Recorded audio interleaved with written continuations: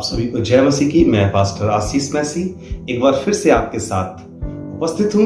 इस बात के लिए हमें खुशी है कि हम आपके साथ एक बार फिर से परमेश्वर का वचन बांटने जा रहे हैं। आज का अध्ययन का भाग हमने लिया है पहला पतरस, उसके 2 अध्याय और 3 अध्याय और 4 अध्याय के कुछ पदों से, जहां पर हम सीख सकते हैं इस बात को, एक सही मसीही जीवन क्या है। क्योंकि आज संसार भर के सारे मसीही इस ट्रैप में फंसे हुए हैं कि वो समझ नहीं पा रहे उनका जीवन सचमुच मसीही जीवन है जो बाइबल पे आधारित है या नहीं।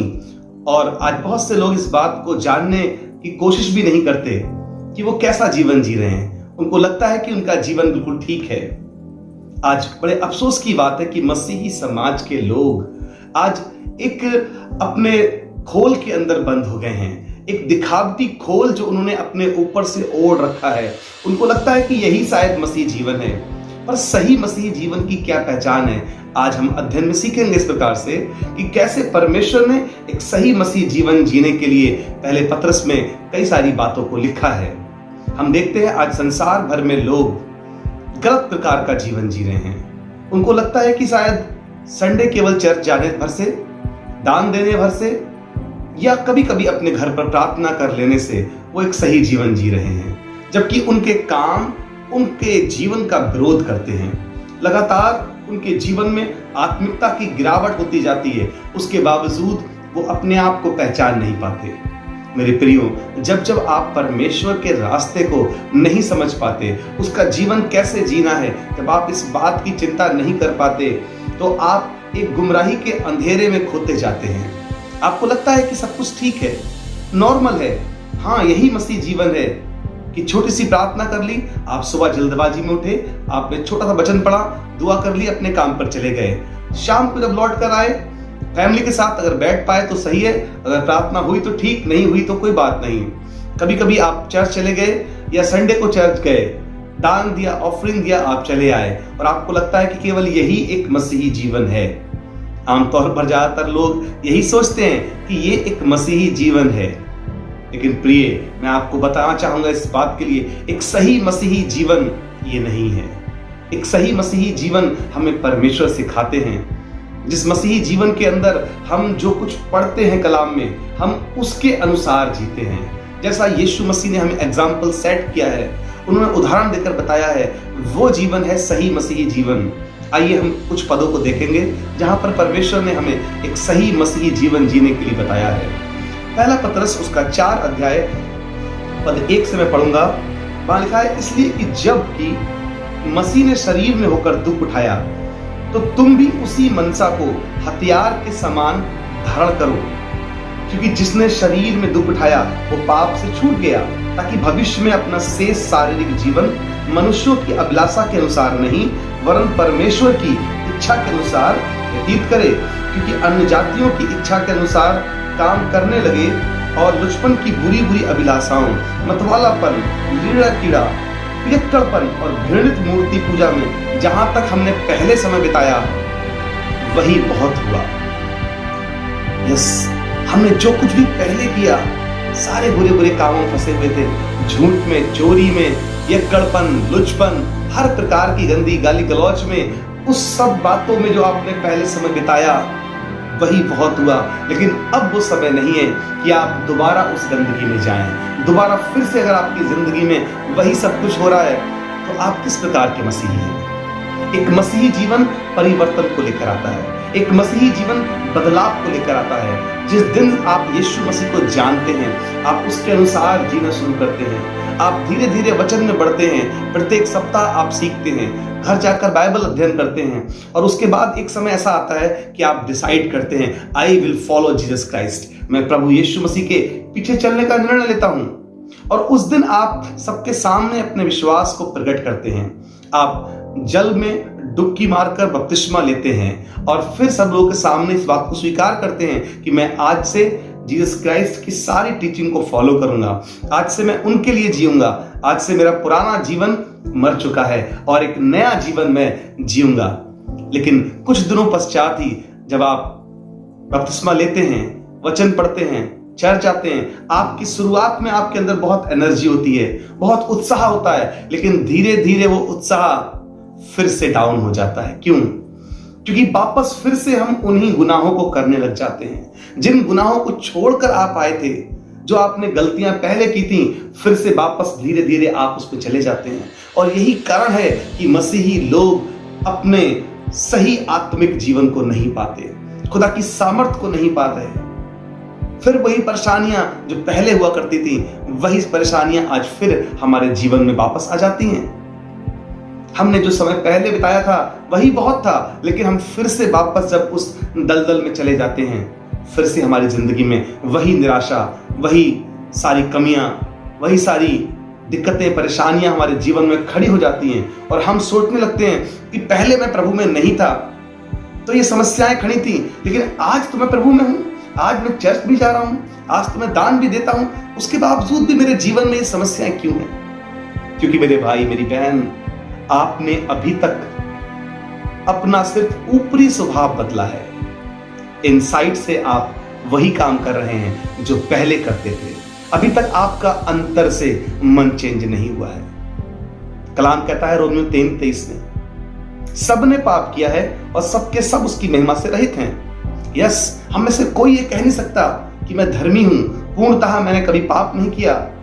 कभी ना कभी हम सब पाप करते हैं, कभी ना कभी हमारी जिंदगी में वो दिन आता है कि हम पाप से गिर जाते हैं। लेकिन परमेश्वर का वचन कहता है, धर्मी चाहे 7 बार भी गिरे तो भी वो उठ खड़ा होता है।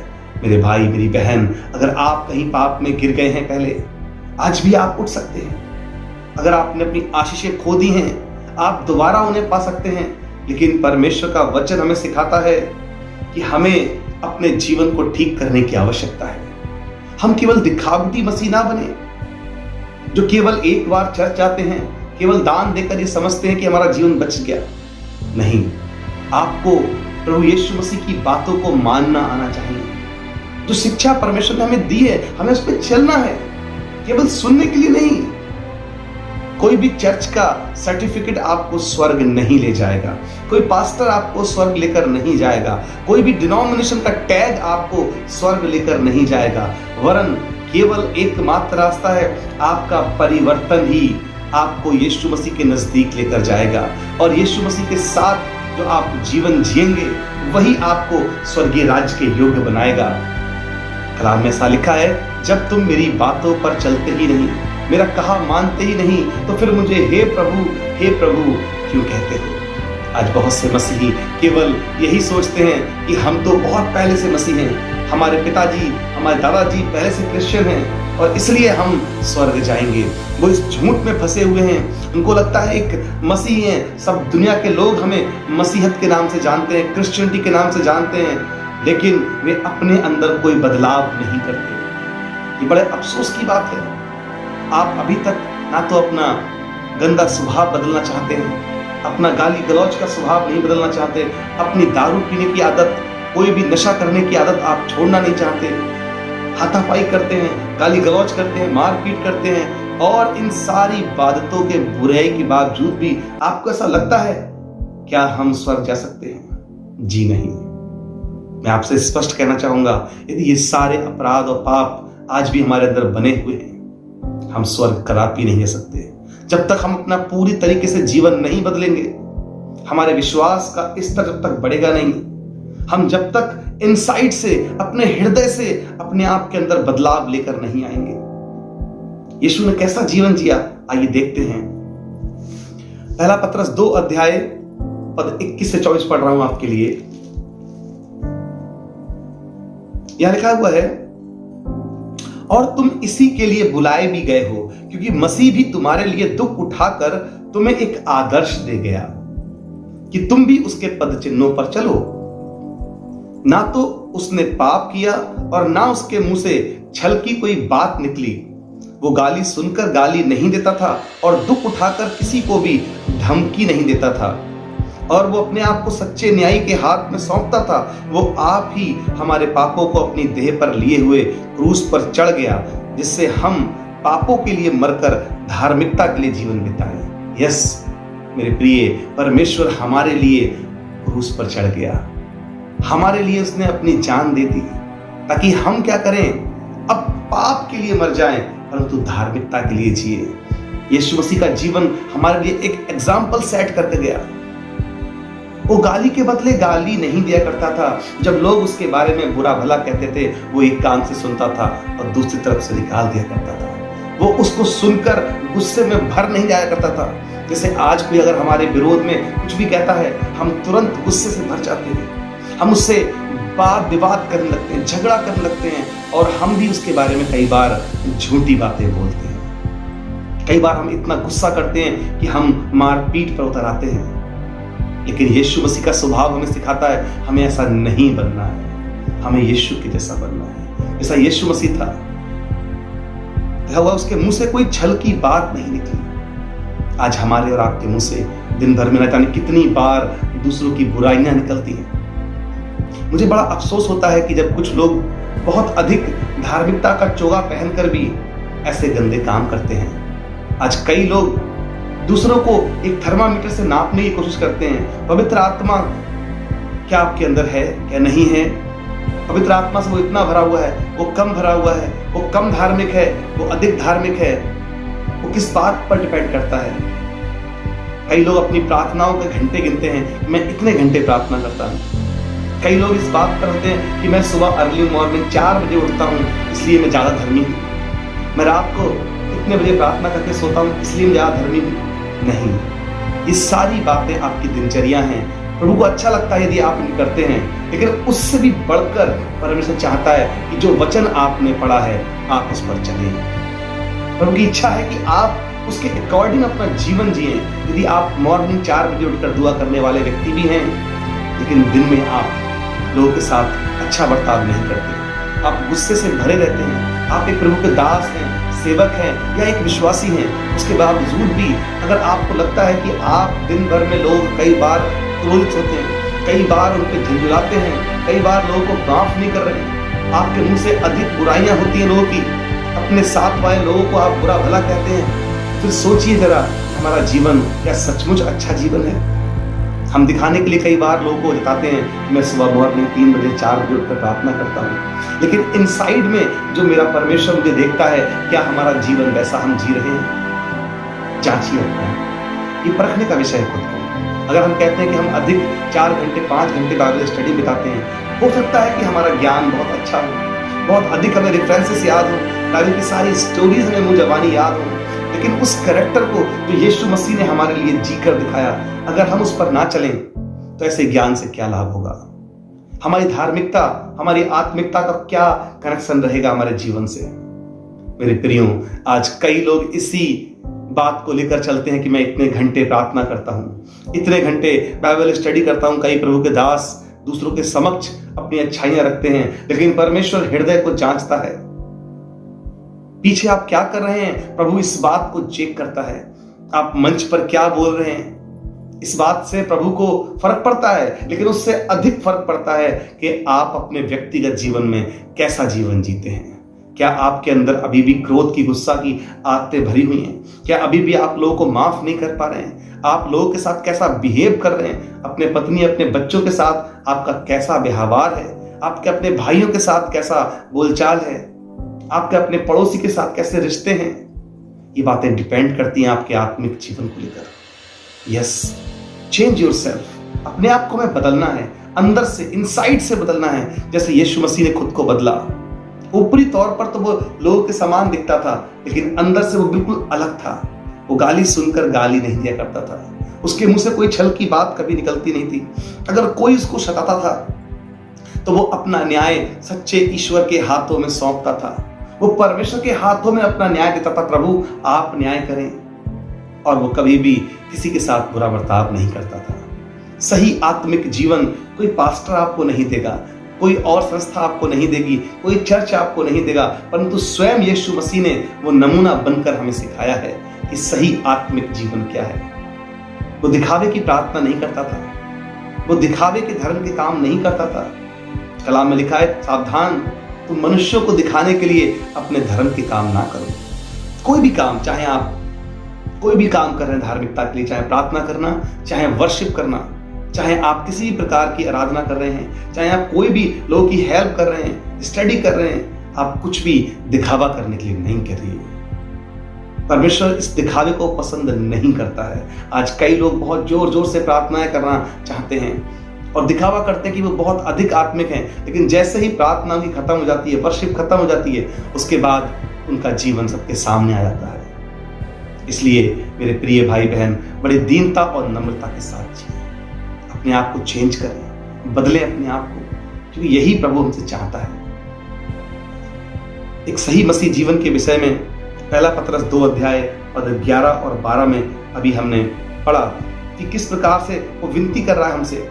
लिखा है, हे प्रियो, मैं तुमसे विनती करता हूं कि तुम अपने आप को परदेसी और यात्री जानकर उन संसारिक अभिलाषाओं से जो आत्मा से युद्ध करती हैं बचे रहो। कलाम कहता है, मैं तुमसे विनती करता हूं कि अपने आप को परदेसी और यात्री जानो। हम आज इस भ्रम में फंसे हुए हैं कि हमें सब कुछ यही मिल जाए, सारी सुविधाएं हम यही उठाना चाहते हैं। कब मेरा अच्छा बड़ा घर बनेगा, कब मेरे पास बड़ी कार होगी, कब मेरे पास एक बड़ी जॉब होगी, बहुत अधिक बैंक बैलेंस होगा, मेरे पास ये सारी लग्जरी लाइफ कब तक मिल पाएगी। हम इस चिंता में रात दिन कुड़ते रहते हैं। कई बार उन सबको जुटाने के लिए हम पाप करते हैं, पैसा कमाने के लिए झूठ बोलते हैं और हर प्रकार की बुराई में फंसे रहते हैं, केवल किस लिए कि लोग कहने पाए कि इनका घर इतना बड़ा है, लोग कहने पाए कि इनके पास गाड़ी बहुत अच्छी है, इनके पास पैसा बहुत है। मेरे प्रिय, ये सही रूप नहीं है आपके जीवन का। अपने आप को बदलिए। कलाम में लिखा है, जो कुछ तेरे पास है उसी में संतोष कर। यस, हमें महत्वाकांक्षी नहीं होना, हमें संसार की सुख सुविधाओं से उलझ कर नहीं रहना। यदि परमेश्वर हमें आशीष के रूप में देता है, अच्छी बात है, उसका इस्तेमाल करें, लेकिन अगर प्रभु आपको नहीं दे रहा है तो उसको पाने के लिए बहुत अधिक परेशान होने की आवश्यकता नहीं है। हम यात्री हैं, एक मुसाफिर की तरह अपना जीवन जीना है। कुछ सालों का जीवन है, कुछ दिनों बाद हमें यहाँ से जाना होगा, इसलिए अपने आप को इन सारी सुविधाओं में मत फंसाइए। कलाम में लिखा है, उन सांसारिक अभिलाषाओं से जो आत्मा से युद्ध करती हैं बचे रहो। ये सारी अभिलाषाएं आपकी आत्मा के साथ क्या करती हैं? युद्ध करती हैं, आपको उनकी ओर फेरती हैं। आत्मा कहती है प्रार्थना करना है, वचन के अनुसार जीना है, लेकिन ये सारी अभिलाषाएं आपको क्या करेंगी? अपनी सुंदरता की ओर, संसारिक अभिलाषाओं की ओर हर प्रकार से मोल्ड करेंगी। आपके अंतर मन में युद्ध शुरू हो जाएगा कि आप क्या करें, और कई बार शरीर की अभिलाषाएं इंसान के ऊपर हावी हो जाती हैं और वो गलत रास्ते पे चले जाते हैं। आज ज्यादातर मसीही इसी सारी अभिलाषाओं में फंसे हुए हैं और इसीलिए अपना स्टेटस दिखाने के लिए, अपना झूठा बड़कपन दिखाने के लिए, अपनी झूठी शान दिखाने के लिए वे प्रभु की आज्ञाओं को तोड़ते रहते हैं और वे लगातार शैतान के फंदे में फंसते जा रहे हैं। आखिर हम कब सुधरेंगे? आखिर कब हमारा जीवन बदलेगा? आखिर कब हम उन सब लोगों के समक्ष जो हमें बुरा बुरा कहते हैं प्रभु के नाम को रोशन करेंगे? यहाँ लिखा है, पहला पतरस 2 अध्याय पद 12 में लिखा है कि अन्य जातियों में तुम्हारा चाल चलन भला हो, ताकि जिन जिन बातों में वे तुम्हें कुकर्मी जानकर बदनाम करते हैं, वे तुम्हारे भले कामों को देखकर उन्हीं के कारण कृपा दृष्टि के दिन परमेश्वर की महिमा करें। यस, आज क्यों मसीह समाज इतना बदनाम है? आज क्योंकि हमारे बुरे बुरे चाल चलन को देखकर लोग कहते हैं हमें मसीह नहीं बनना।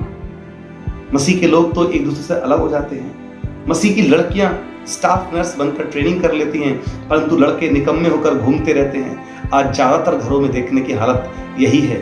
ज्यादातर मिशन कंपाउंड्स के अंदर, ज्यादातर जहां मसीहों का झुंड रहता है, बहुत अधिक बड़ी संख्या है, वहां पाप भी उससे अधिक होता है। हाँ मेरे प्रिय, होना तो ये चाहिए था कि आप पवित्रता के साथ जीवन जीते। वो स्थान जो मसीही लोगों का रहने का कैंपस कहलाता है, वो बहुत पवित्र और भक्ति का, आराधना का स्थल होना चाहिए था। लेकिन आज हर प्रकार के नशे, हर प्रकार के पाप का अड्डा बन चुका है, क्योंकि हम अपने आप को बदलना नहीं चाहते। हम तो सांसारिक अभिलाषाओं में जी रहे हैं और इसलिए जो दूसरे धर्मों के लोग हैं वो हमें देख कर क्या करते हैं? बुराइयां करते हैं, और वो कदापि परमेश्वर के पास नहीं आएंगे, क्योंकि हमारा बुरा चाल चलन उनको मसीह के पास आने से रोक देता है। यस मेरे प्रिय भाई बहन, आज आवश्यकता है कि हम अपने आप को बदलें, चेंज करें, क्योंकि कलाम में लिखा है, पहला पतरस 1 अध्याय पद 15 में और 16 में लिखा है, पर जैसा तुम्हारा बुलाने वाला पवित्र है वैसे ही तुम भी पवित्र बनो। अपने सारे चाल चलन में पवित्र बनो, क्योंकि लिखा है पवित्र बनो क्योंकि मैं पवित्र हूँ। आज परमेश्वर मुझसे और आपसे यही चाहता है कि हम दिखावटी सांसारिक बातों से बचें, अपने आप को अच्छा बनाएं, परमेश्वर का नाम रोशन करें, हमारी जिंदगी खुदा के नाम से जिएं, हमारे काम ऐसे हों कि दूसरे लोग प्रभावित हों, अन्य जाति इस बात की बढ़ाई करें कि सचमुच ये खुदा के लोग हैं, इनकी जिंदगियों में खुदा का नूर है। हमारे बुरे बुरे कामों को देखकर हमारे मसीह की बदनामी ना करें, कि जब हम बुरे बुरे काम करते हैं, गलत रास्तों पर जाते हैं, इससे हमारा मसीह समाज बदनाम होता है, हमारा मसीहा बदनाम होता है। यीशु मसीह के ऊपर लोग दोष लगाते हैं कि क्रिश्चियंस तो ऐसे होते हैं। मेरे प्रिय, जब आप अन्य जाति लड़कों के साथ शादियां करती हैं या शादी करते हैं, मेरे भाई बहन, आप लोग जब अन्य जाति लड़के लड़कियों के साथ शादियां करते हैं, भाग जाते हैं या ऐसा जीवन जीते हैं जो कुकर्म कहलाता है, याद रखिए आपके कारण मसीह समाज बदनाम होता है, लोग मसीहत से दूर हट जाते हैं। ये बड़ा ही भयानक पाप है, आप इससे बाहर निकलिए। जब आप नशे में धुत होकर अपने घर आते हैं, घर में झगड़े की आवाजें आती हैं, तब अन्यजाति लोग सुनते हैं, वो कहते हैं मसीही लोग ऐसे होते हैं कि उनको हर रोज दारू चाहिए। आखिर कब हमारा समाज सुधरेगा? आखिर कब हम अपना जीवन बदलेंगे? आखिर कब हम विश्वास में दृढ़ होंगे? प्रभु आने वाला है, अति शीघ्र आने वाला है, इसलिए अपने जीवन को हमें बदलना होगा। आज हमें डिसीजन लेना होगा, अपने गुनाहों को मानना होगा, क्योंकि हमारा परमेश्वर पवित्र है और वो पवित्र लोगों को ही अपने साथ रखेगा। याद रखिए, वो दिन नजदीक है जब परमेश्वर हमें अपने पास बुलाना चाहता है और वो हमें साथ में ले जाएगा, लेकिन उन सभी को छोड़ जाएगा जो पवित्र नहीं होंगे। उस दिन बहुत तेरे रह जाएंगे और हमें अफसोस होगा कि वे सारे लोग आग और गंधक की झील में डाल दिए जाएंगे। इसलिए मेरे प्रिय, आज आप और मैं अपने जीवन को बदलें, अपने अंदर सुधार करें। हम केवल एक दिखावटी मसीह ना बनकर रह जाएं जो गुड फ्राइडे, ईस्टर या क्रिसमस तक सीमित हैं, या केवल संडे चर्च अटेंड करने तक सीमित हैं, या केवल दान देने तक सीमित हैं, वरन बदलाव हमारे इनसाइड से हो, हमारे अंदर हमारे जीवन में बदलाव दिखाई दे और लोग कहें सचमुच पहले ये दारू पीता था परंतु आज ये बदल चुका है। पहले इसकी बेटे बेटियां आवारागर्दी में थे, बुरे बुरे कामों में थे, परंतु आज इस परिवार के अंदर से लड़ाई झगड़े की आवाजें नहीं परंतु दुआ की आवाजें आती हैं। इनका जीवन बदल चुका है, ये माफ करते हैं लोगों को, ये मदद करते हैं लोगों की और इनकी जिंदगी खुदा के अनुसार जीती है। आप और मैं खुदा के रिप्रेजेंटेटिव हैं, हम उसे प्रेजेंट करते हैं लोगों के सामने, हम खुदा की कलाम की जीवित पत्रियां हैं। लोग मसीह को बाद में जानते हैं, पहले हमें देखते हैं, इसलिए अपने आप को चेंज करें। God bless you. मैं दुआ करूंगा कि प्रभु हमें और आपको ताकत दे कि हम उसके अकॉर्डिंग जी सकें। आज के खुदा का कलाम मुझे और आपको हिम्मत और ताकत। जय मसीह। God bless you.